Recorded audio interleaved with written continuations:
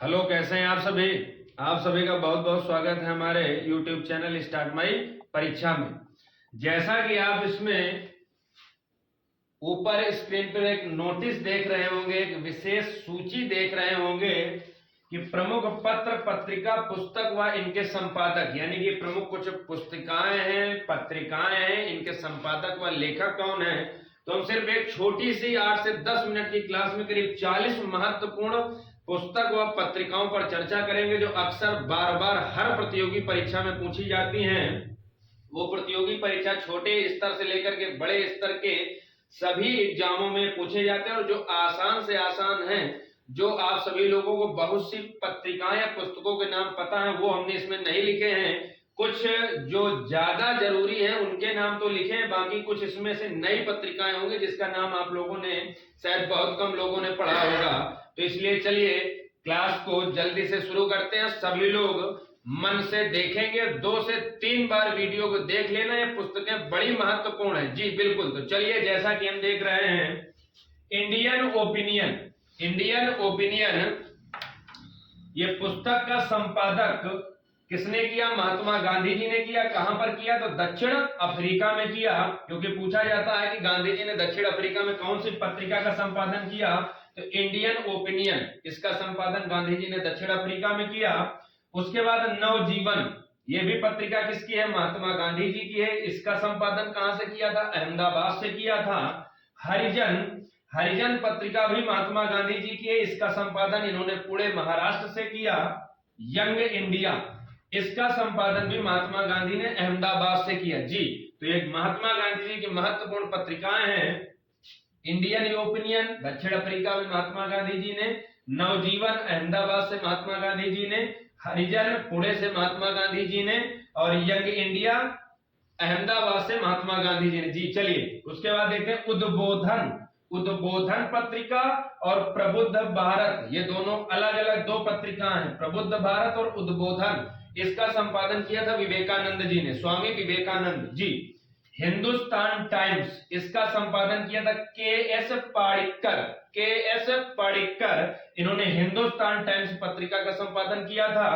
उसके बाद पंजाबी, पंजाबी का संपादन किया लाला लाजपत राय ने, और अनहैप्पी इंडिया, अनहैप्पी इंडिया का संपादन किया लाला लाजपत राय ने जी, बिल्कुल। इंडियन होम रूल, बहुत से लोगों के लिए नई पुस्तिका होगी और बहुत बार पूछी गई है। इंडियन होम रूल, इस पत्रिका का संपादन भी किया है महात्मा गांधी जी ने जी, बिल्कुल। नेशन इन मेकिंग, ये पुस्तिका या पत्रिका का संपादन सुरेंद्र नाथ बनर्जी जी ने। तराने हिंद, ये पत्रिका भी बहुत से लोगों के लिए नई होगी और बहुत बार पूछी गई है। तराने हिंद, इसका संपादन किया था मोहम्मद इकबाल ने जी, बिल्कुल, मोहम्मद इकबाल ने। द स्कोप ऑफ हैप्पीनेस, बहुत प्रतिष्ठित महिला हैं विजय लक्ष्मी पंडित जी, विजय लक्ष्मी पंडित जी, इनकी पुस्तक है द स्कोप ऑफ हैप्पीनेस। भारतीय स्वतंत्रता संग्राम, बी.डी. सावरकर, बड़ी महत्वपूर्ण पुस्तिका है। बी.डी. सावरकर, जिनको विनायक दामोदर सावरकर के नाम से जाना जाता है, और इन्होंने एक संगठन भी बनाया था अभिनव भारत। अभिनव भारत के संस्थापक कौन है? विनायक दामोदर सावरकर। पूछा जाता है कि बी.डी. सावरकर जी किस जेल में बंद थे? तो ये बंद थे अंडमान के सेलुलर जेल में, अंडमान के सेलुलर जेल में, जिसको काला पानी जेल कहते हैं। वहीं पर ये पुस्तिका इन्होंने जेल में बंद कैद होने के दौरान लिखा था, भारतीय स्वतंत्रता संग्राम जी। सॉन्ग ऑफ इंडिया, ये पुस्तक लिखा है सरोजिनी नायडू ने, सरोजिनी नायडू, इन्होंने कांग्रेस में भी अध्यक्षता की थी। ये पहली भारतीय महिला है जिन्होंने कांग्रेस की अध्यक्षता किया था 1925 में कानपुर के अधिवेशन में। Song of India, Sarojini Naidu. Satyarth Prakash, Swami Dayanand Saraswati ji की पत्रिका है, बहुत बार पूछी गई, सत्यार्थ प्रकाश। गोरा, गोरा पुस्तिका, ये रविंद्रनाथ टैगोर जी की है। गीतांजलि रविंद्रनाथ टैगोर जी की है, और पोस्ट ऑफिस रविंद्रनाथ टैगोर जी की है जी। चलिए आगे देखते हैं। बंगाल गजट, ये तो आप सभी लोगों को ज्यादातर पता होगा, बड़ा ही महत्वपूर्ण है। भारत का सबसे पहला समाचार पत्र कौन सा है? तो बंगाल गजट, ये भारत का सबसे पहला समाचार पत्र है। कोलकाता से संपादित हुआ था और जेम्स ऑगस्टस हिक्की ने इसका संपादन किया था, बंगाल गजट। उसके बाद हिंदू पेट्रियार्क, ये कोलकाता से संपादित किया गया, किसके द्वारा? गिरीश चंद्र घोष। उदंड मार्तंड, इसका संपादन भी कहां से हुआ? कोलकाता से। जुगुल किशोर शुक्ला। ये एक बिंदु याद रखना, जब आपसे पूछेगा भारत का सबसे पहला समाचार पत्र कौन सा है, तो बंगाल गजट कोलकाता से संपादित हुआ जेम्स ऑगस्टस हिक्की के द्वारा। जब आपसे कह दे कि हिंदी भारत का, यानी कि हिंदी भाषा का पहला भारत का समाचार पत्र, तो उदंड मार्तंड, ये हिंदी भाषा में छापा गया भारत में पहला समाचार पत्र है, कोलकाता से छपा था जुगुल किशोर शुक्ला जी के द्वारा। जी। द लीडर पुस्तक या पत्रिका इलाहाबाद से संपादित की जाती थी, इसके संपादक थे मदन मोहन मालवीय, जिनको महामना के नाम से जानते हैं। The leader Madan Mohan Malviya. जी।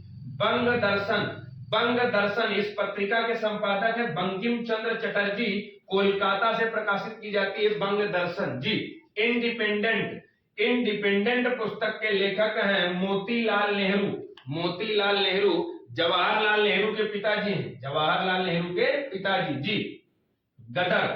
गदर एक पार्टी थी, गदर पार्टी ये पत्रिका थी, एक गदर नाम की पत्रिका थी जिसका संपादन लाला हरदयाल ने किया था। जी। मूक नायक भीमराव अंबेडकर को कहते हैं। जी बिल्कुल, मूक नायक का मतलब होता है अभिनेता या हीरो, मूक का मतलब होता है कम बोलने वाला या गूंगा कहते हैं।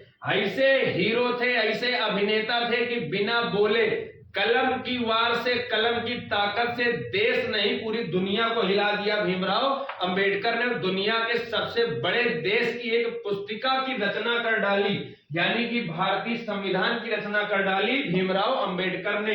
इनको मूक नायक, इनकी पत्रिका है, पुस्तक है मूक नायक। जी। अल हिलाल, इस पुस्तक को लिखा था अबुल कलाम आजाद, ये भारत के पहले शिक्षा मंत्री थे अबुल कलाम आजाद। और एक पत्रिका और लिखी थी अल बलाग पत्रिका लिखी थी अबुल कलाम आजाद ने। स्वदेश मित्रम ये बहुत से लोगों के लिए नई पुस्तिका होगी, इसका लेखक, इसको लिखा था जीएस अय्यर ने। केसरी लिखा गई बाल गंगाधर तिलक के द्वारा, मराठा लिखी गई बाल गंगाधर तिलक के द्वारा। समाचार दर्पण को लिखा था गंगाधर भट्टाचार्य ने। इंग्लिश मैन पत्रिका लिखा था रॉबर्ट लाइट ने। इंग्लिश मैन ये पत्रिका को लिखा था रॉबर्ट लाइट ने। सर्वेंट्स ऑफ इंडिया नामक पुस्तक लिखा था Gopal Krishna Gokhale. The bunch of old letter, ये पत्रिका पुस्तक आप लोगों के लिए एकदम नई होगी, बहुत से लोगों को इसके विषय में नहीं पता। The bunch of old letters, ये लिखा है जवाहरलाल नेहरू ने। आप सभी को जवाहरलाल नेहरू की एक पुस्तक पता होगी, डिस्कवरी ऑफ इंडिया यानी कि भारत की खोज। ये पुस्तक किसने लिखा? तो जवाहरलाल नेहरू ने। भारत की खोज न समझना ना, वो तो वास्को डिगामा ने किया था पुर्तगाली, लेकिन भारत की खोज डिस्कवरी ऑफ इंडिया पुस्तक लिखा किसने था? जवाहरलाल नेहरू ने। और आप सभी को ज्यादातर यही पता होगा, लेकिन एक ये बहुत महत्वपूर्ण इनकी पुस्तक है जो पूछी जाती है, the bunch of old letter पुस्तक किसने लिखा? जवाहरलाल नेहरू ने। इसीलिए हमने वो डिस्कवरी ऑफ इंडिया नहीं लिखा, क्योंकि ज्यादातर आपको पता है। जी।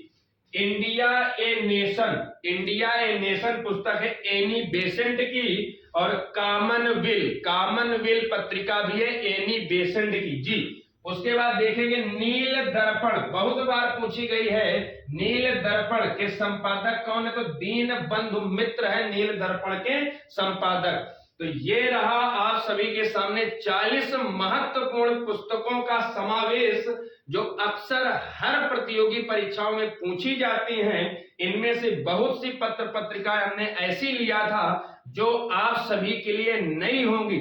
आप सभी को बहुत सारी पत्र पत्रिकाओं के विषय में जानकारी है, तो आसान पत्र पत्रिकाओं को नहीं लिया हमने। जो थोड़ा नई है और जो अक्सर पूछी जाती है उनका समावेश किया है। तो जी बिल्कुल, आप सभी का बहुत बहुत धन्यवाद। आप सभी अच्छे से पढ़े, आगे पढ़े। Thank you all of you. Hello दोस्तों, कैसे हैं आप सभी?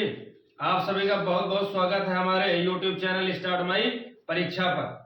जी बिल्कुल, और हम आ गए हैं आपके बीच एक छोटी सी क्लास लेकर के, जिसमें महत्वपूर्ण आयोग व समितियों पर चर्चा करेंगे कि किसी कांड की जांच के लिए कौन से आयोग किया या किस समिति के द्वारा किसमें सुझाव दिए गए, सलाह दिए गए।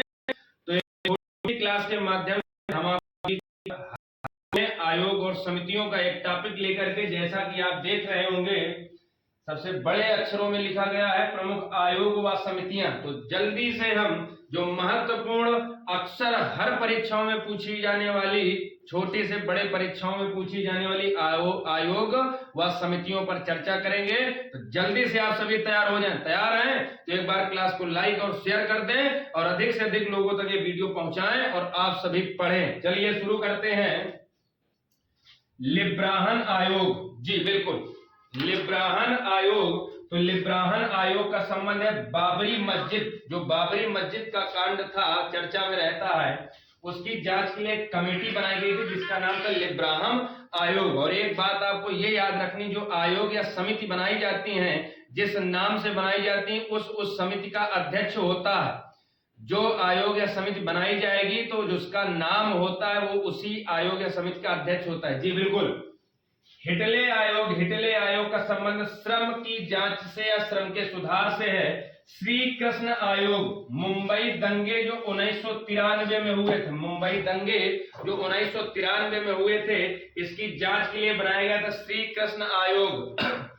हांडी फोड़ो प्रतियोगिता होती है, जो दही भर के ऊपर टांग के उसमें हांडी फोड़ो कार्यक्रम होता है, तो मुंबई में, याद रखना, श्री कृष्ण आयोग मुंबई दंगे के लिए। सबसे मोस्ट इंपॉर्टेंट आयोग है सरकारिया आयोग, और आप में से ज्यादातर लोगों को पता भी होगा और बहुत बार पूछा गया है। सरकारिया आयोग जिसका संबंध है केंद्र राज्य संबंधों के बीच संबंध स्थापित करना, केंद्र और राज्यों के बीच संबंध स्थापित करना।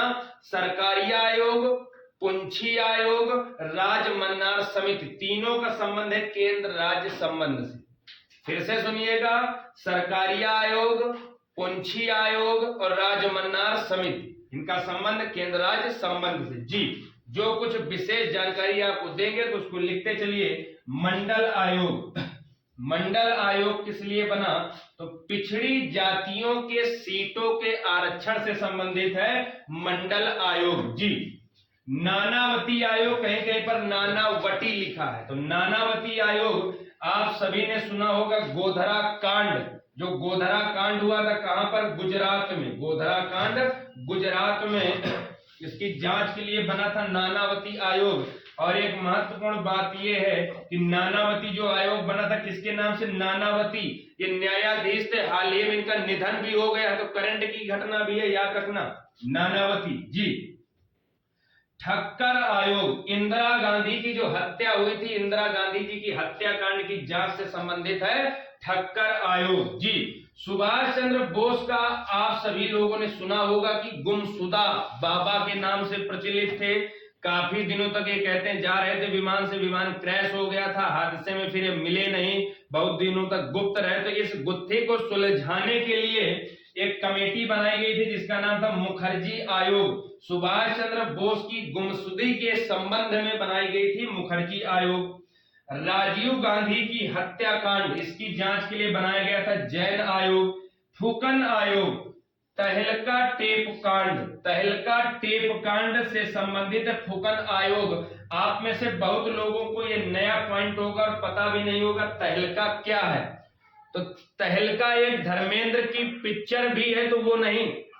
तहलका टेप कांड, तहलका एक पत्रिका थी, तहलका एक पत्रिका थी। जी बिल्कुल, तहलका एक पत्रिका थी जो लगभग 2001 में बीजेपी के अध्यक्ष या 2-3 सदस्यों ने मिलकर घोटाला किया था।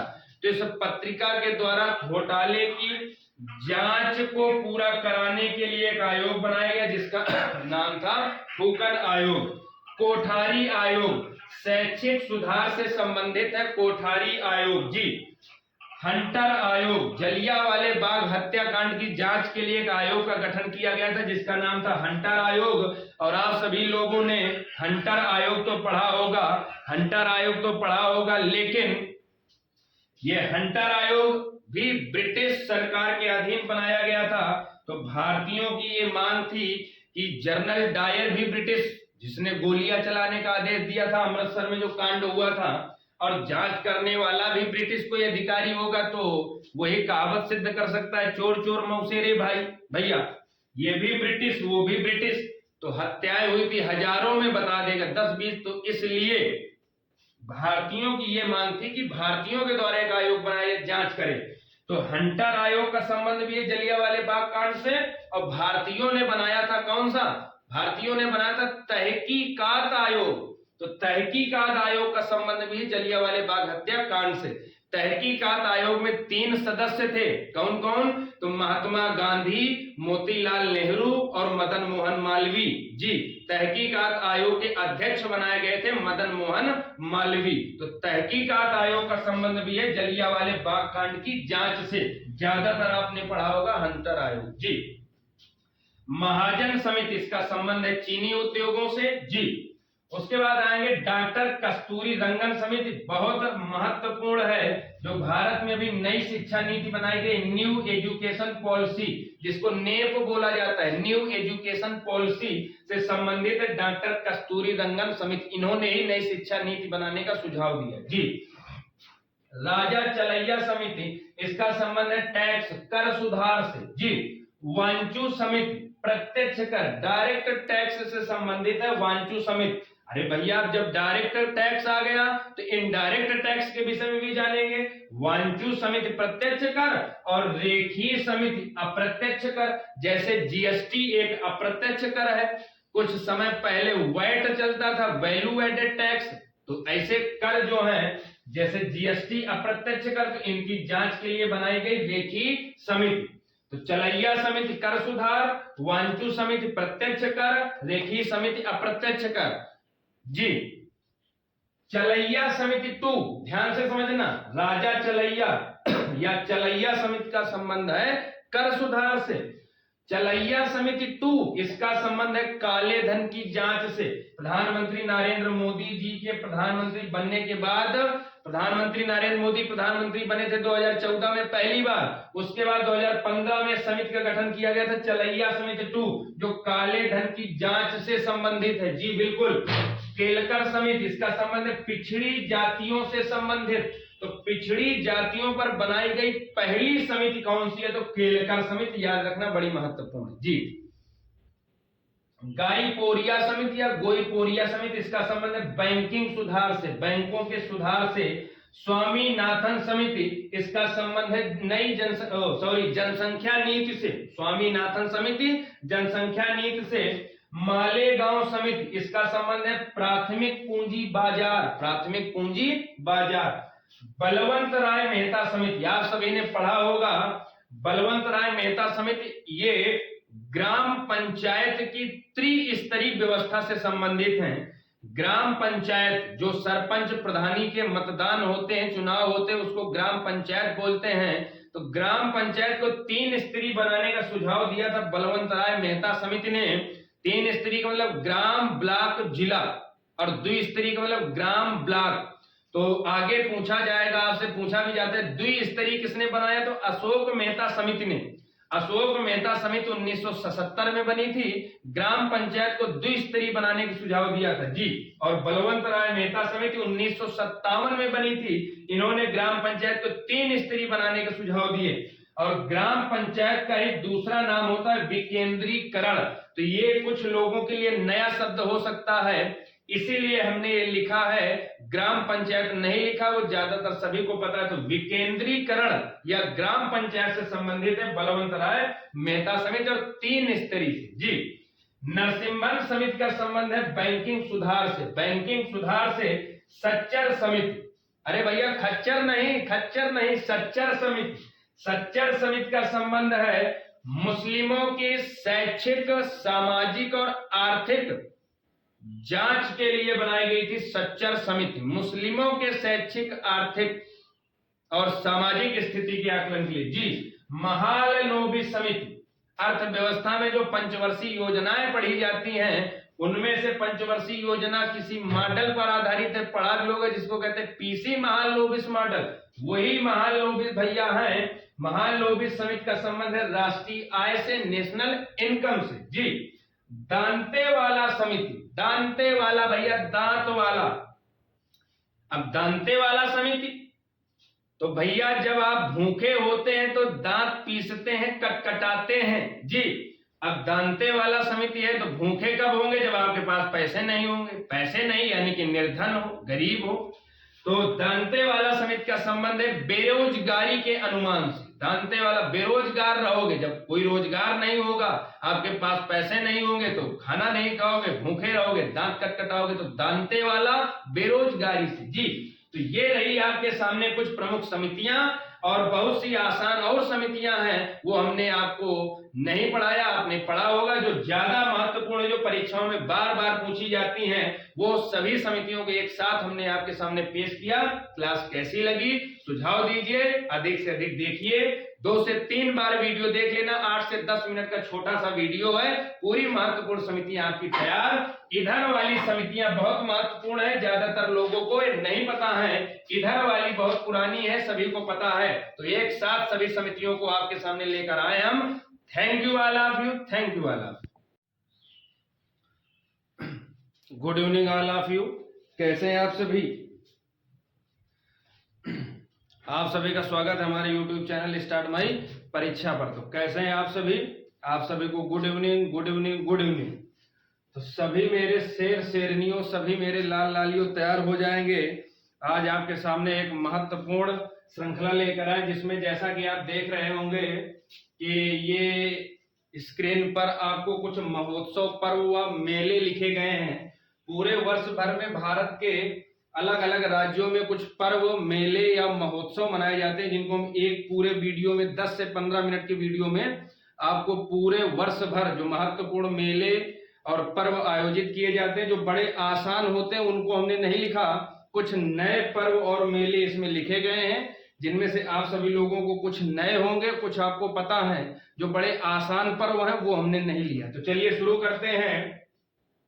ये भारत के प्रमुख पर्व, मेले व महोत्सव हैं। जी, तो सबसे पहले शुरू करते हैं। देखिए, बोनालू महोत्सव तेलंगाना में, बथुकम्मा महोत्सव तेलंगाना में। जी, बथुकम्मा महोत्सव तेलंगाना में। नट संकीर्तन महोत्सव मणिपुर में। संगाई महोत्सव मणिपुर में। कुल्लू दशहरा हिमाचल प्रदेश में, कुल्लू दशहरा हिमाचल प्रदेश में, और फागली पर्व हिमाचल प्रदेश में। जी, सूरज कुंड हस्तशिल्प मेला है, सूरज कुंड अंतरराष्ट्रीय शिल्प मेला कहाँ लगता है? हरियाणा में। जी, धानु यात्रा पर्व उड़ीसा में। रथ यात्रा पुरी उड़ीसा में। राजा पर्व पुरी उड़ीसा में। नुआखाई महोत्सव उड़ीसा में। जी, तो धानु यात्रा उड़ीसा में, रथ यात्रा पुरी उड़ीसा में, और राजा पर्वा उड़ीसा में, और नुआखाई महोत्सव उड़ीसा में। तो उड़ीसा के हमने ऐसा किया है कि ज्यादातर सभी पर्व व मेले व महोत्सव को एक साथ लिख लिया है जो राज्य में मनाए जाते हैं। जी, उसके बाद लाई हरोबा पर्व, ये त्रिपुरा में मनाया जाता है। जी, बांचुआ महोत्सव असम में। अंबुवाची मेला असम में। जी, फ्लेमिंगो महोत्सव आंध्र प्रदेश में। हुल्ला मोहल्ला, हुल्ला मोहल्ला ये पर्व पंजाब में मनाते हैं। लाहिड़ी पर्व पंजाब में मनाते हैं। बैसाखी पर्व पंजाब में मनाते हैं। जी, हुल्ला मोहल्ला पंजाब में, लाहिड़ी पर्व पंजाब में। अंतरराष्ट्रीय पतंग महोत्सव ये मनाना शुरू हुआ है 2021 से, और 2021 में मनाया गया था गुजरात में, और गुजरात में ही मनाते हैं अंतरराष्ट्रीय पतंग महोत्सव। जी, हेराथ पर्व जम्मू कश्मीर में। बुंगस आवाम पर्व जम्मू कश्मीर में। हेराथ पर्व जम्मू कश्मीर में, बुंगस आवाम पर्व जम्मू कश्मीर में। अब थोड़ा सा ध्यान से देखिएगा, शायद नीचे जो हमने प्रमुख पर्व व मेले लिखे हैं तो 2-2, 3-3 लाइनें कट गई हैं, तो आप लोग परेशान ना होइए, ध्यान से सुनिएगा। उनको भी बताते हैं। गुड़ महोत्सव उत्तर प्रदेश में, स्ट्रॉबेरी महोत्सव उत्तर प्रदेश में, और काला नमक महोत्सव उत्तर प्रदेश में। काला नमक एक चावल की किस्म होती, काला नमक चावल इसका पूरा नाम होता है। काला नमक चावल महोत्सव उत्तर प्रदेश में, गुड़ महोत्सव उत्तर प्रदेश में, स्ट्रॉबेरी महोत्सव उत्तर प्रदेश में। जी बिल्कुल। इधर देखेंगे काला घोड़ा महोत्सव, बड़ा इंपॉर्टेंट है, बहुत बार पूछा गया है। काला घोड़ा महोत्सव महाराष्ट्र में, काला चावल महोत्सव मणिपुर में, काला चावल महोत्सव मणिपुर में, मांडू महोत्सव मध्य प्रदेश में, तानसेन महोत्सव मध्य प्रदेश में। जी। पोंगल तमिलनाडु का पर्व है, पोंगल। जल्लीकट्टू, इसको लेकर के काफी विवाद है, जल्लीकट्टू तमिलनाडु का। आदिपुरम पर्व तमिलनाडु का, थीपुसम पर्व तमिलनाडु का।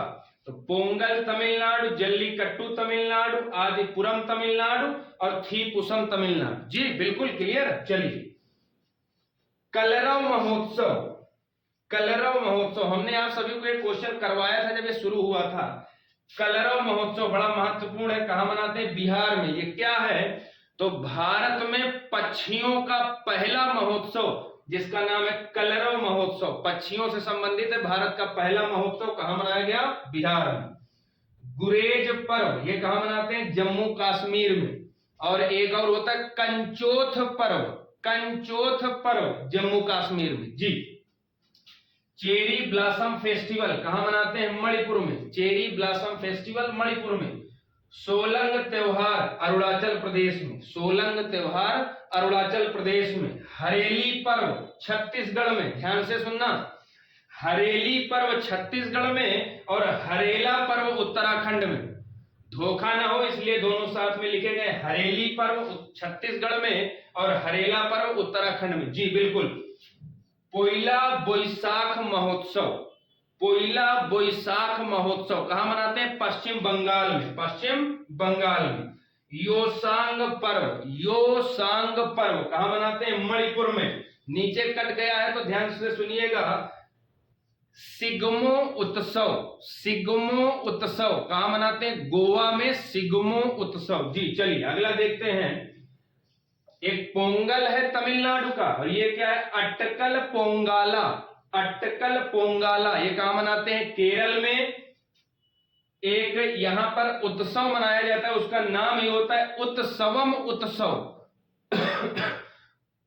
उत्सवम उत्सव कहां मनाते हैं? केरल में। ओणम कहां मनाते हैं? केरल में। जी। टिहरी महोत्सव कहां मनाते हैं? तो उत्तराखंड में। टिहरी बांध, भागीरथी नदी उत्तराखंड पर बना है, वहीं पर टिहरी झील महोत्सव है। टिहरी महोत्सव कहां मनाते हैं? उत्तराखंड में। जी। सरहुल पर्व या सरहुल उत्सव कहां मनाते हैं? झारखंड में। जी।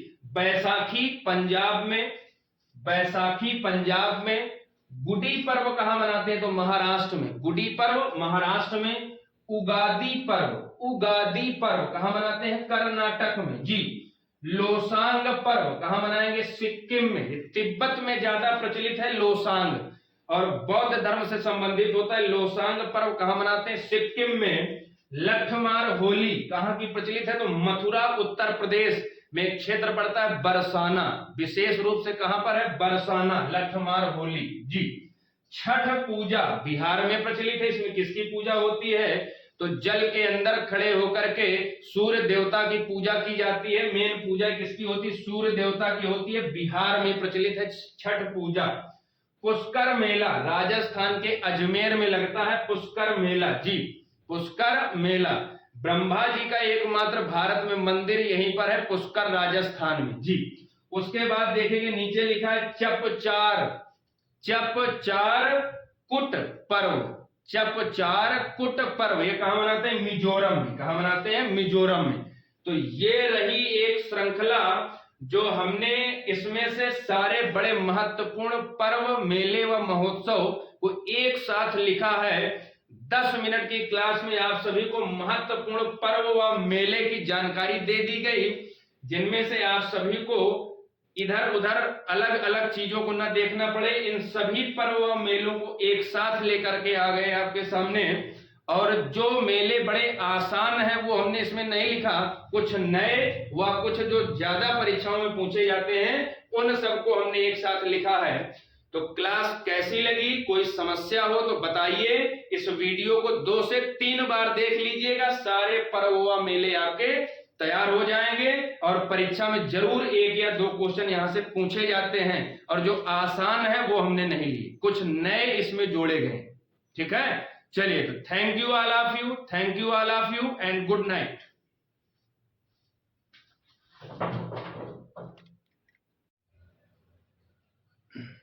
Good evening all of you, कैसे हैं आप सभी? आप सभी का बहुत बहुत स्वागत है हमारे YouTube चैनल स्टार्ट माई परीक्षा पे। और मैं आप सभी का चहीता, आप सभी के बड़े प्यारे वाले, दुलारे वाले, खुशदिल वाले, खुश मिजाज वाले दीपक सर जी।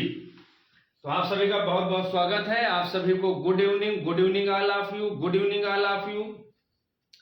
हमने और हमारी टीम ने यह सोचा है कि डेली रात को 9 बजे वाली क्लास में एक ऐसी श्रृंखला आप सभी को प्रदान की जाए जो आगे आने वाले समय में प्रतियोगी परीक्षाओं की बहुत भारी संख्या में एग्जाम लगे हुए हैं। यूपी SSC की लेखपाल की मेंस परीक्षा, पिट परीक्षा, यूपी पुलिस परीक्षा, ग्रुप डी परीक्षा, NTPC मेंस परीक्षा, इन सब परीक्षाओं में सिर्फ एक छोटी सी क्लास में 10 से 15 मिनट से 20 मिनट की क्लास में आप सभी को एक टॉपिक पूरा क्लियर करवा दिया जाएगा। और वीडियो छोटा सा रहेगा, आप सभी लोग 2 से 3 बार उसको देख लें तो पूरा, आप सभी को बहुत सी किताबें पलटने की जरूरत नहीं है। आप सभी को सिर्फ एक बार वीडियो हमारा देख लेना है, उसमें कुछ कमी लगे तो फिर दोबारा देख लेना है, आपको पूरा तैयार हो जाएगा एक बार में जी। इसी कड़ी के साथ हम शुरू करते हैं। जैसा आपने स्क्रीन पर देखा होगा, भारतीय संविधान के प्रमुख भाग हमारे संविधान के प्रमुख भाग जिनको हम एक नजर में कवर करेंगे, एक नजर में एक बार इस स्क्रीन पर देखेंगे और पूरे महत्वपूर्ण भाग समाप्त हो जाएंगे। मूल संविधान में 22 भाग थे, वर्तमान संविधान में 22 भाग हैं, गणना के आधार पर 22 भाग हैं, गणना के आधार पर कुल भाग 25 हैं, कुल भाग 25 हैं। इन बिंदुओं को भी याद रखना। चलिए इसी के साथ शुरू करते हैं। सभी को गुड इवनिंग। एक बार सभी लोग क्लास को शेयर कर दें, अधिक से अधिक लोगों के पास ये वीडियो का लिंक पहुंचे, आप सभी पढ़ें और आगे बढ़ें। चलिए तो शुरू करते हैं। पूरे महत्वपूर्ण भागों को पढ़ेंगे, जिनमें से हमको 22 भागों में से लगभग 18 भागों को हमेशा याद रखना है, वो पूछे जाते हैं। ठीक, पहला देखिए, पहले भाग में क्या है, तो चाहे भाग 1 कहे, चाहे अनुच्छेद 1 कहे, चाहे अनुसूची 1 कहे, उसमें है संघ व उसके राज्य क्षेत्र। यानी कि हमारे भारत में केंद्र है, हमारे भारत में राज्य है, राज्य और केंद्र शासित प्रदेश, इन सबको मिलाकर के हमारा एक भारत संघ राज्य बनाया गया है, जिसको संघवा राज्य क्षेत्र कहते हैं। भाग 1 डी जी बिल्कुल। उसके बाद भाग 2 में किसका वर्णन है, तो नागरिकता का वर्णन है। हमारे देश में कैसी नागरिकता है, तो एकल नागरिकता का प्रावधान है। नागरिकता, दोहरी नागरिकता का संबंध किस देश से है, तो अमेरिका से जी बिल्कुल। भारत में पहली बार नागरिकता कानून कब आया था, तो 1955 में भारत में पहली बार नागरिकता कानून आया था जी। चलिए उसके बाद भाग 3 देखेंगे, तो भाग 3 में मूल अधिकार। मूल अधिकारों का वर्णन अनुच्छेद 12 से 35 में है। मूल अधिकारों का वर्णन अनुच्छेद 12 से 35 में है। और मूल अधिकार हमारे देश के संविधान में अमेरिका से लिए गए। मूल अधिकार हमारे देश में कहां से लिए गए, तो अमेरिका के संविधान से लिए गए जी। भाग 4 में है राज्य के नीति निर्देशक तत्व। राज्य के नीति निर्देशक तत्व, इनका वर्णन अनुच्छेद 36 से अनुच्छेद 51 तक है। और राज्य के नीति निर्देशक तत्व हमारे भारत में आयरलैंड के संविधान से लिए गए। कहां से लिए गए, आयरलैंड के संविधान से लिए गए। भाग 4 के काम है मूल कर्तव्य। ये मूल संविधान में वर्णित नहीं थे। सरदार स्वर्ण सिंह समिति की सिफारिश के आधार पर 1976 में इनको जोड़ा गया था। मूल कर्तव्य कब जोड़े गए थे, तो 1976 में इनको जोड़ने की सिफारिश किसने किया था, सरदार स्वर्ण सिंह समिति ने। किस संशोधन द्वारा? तो 42वें संविधान संशोधन 1976 द्वारा हमारे संविधान में मूल कर्तव्य जोड़े गए। और ये कहां से लिए गए थे? तो पूर्व सोवियत संघ, या जिसको रूस कहते हैं, पूर्व सोवियत संघ के संविधान से लिए गए। जी बिल्कुल। उसके बाद देखेंगे भाग 5। भाग 5 में संघ यानी कि केंद्र के विषय में बताया गया है। भाग 6 में राज्यों के विषय में बताया गया। वर्तमान में भारत में कितने राज्य हैं? तो 28 राज्य हैं। आप सभी को कमेंट करना है, बताइए भारत में भाषा के आधार पर सबसे पहले किस राज्य का गठन किया गया? जल्दी से बताओ मेरे लाल लालियों, मेरे वीर वीरांगनाओं, मेरे शेर शेरनियों, जल्दी से बताइए भाषा के आधार पर कौन सा राज्य? जी बिल्कुल, बहुत बढ़िया। भाषा के आधार पर भारत में सबसे पहली बार आंध्र प्रदेश का गठन किया गया था 1956 में, तेलुगु भाषा। जी बिल्कुल, बहुत बढ़िया। चलिए उसके बाद देखेंगे भाग 7। 5 में है केंद्र, 6 में है राज्य, भाग 7 में लिखा आपको मिलेगा निरसित या निसरित। इसका मतलब होता है हटाना। अब इसमें भाग 7 में पहले कुछ था, हटा क्यों दिया गया? तो थोड़ा सा समझिएगा इसमें क्या था। भाग 7 में जो हमारे राज्य हैं भारत के, इन राज्यों को कैटेगरी वाइज बांटा गया था, ABCDE ऐसे करके कैटेगरी वाइज, कि विकासशील राज्य एक तरफ, व्यापारिक राज्य एक तरफ, उद्योग जहां पर होता है एक तरफ, ज्यादा शिक्षा के क्षेत्र में उच्च राज्य एक तरफ। तो ये कुछ कैटेगरी वाइज राज्यों को बांटा गया था। तो ऐसा फिर आगे हुआ कि ये सही नहीं है, सभी को एक साथ लेके चलना है।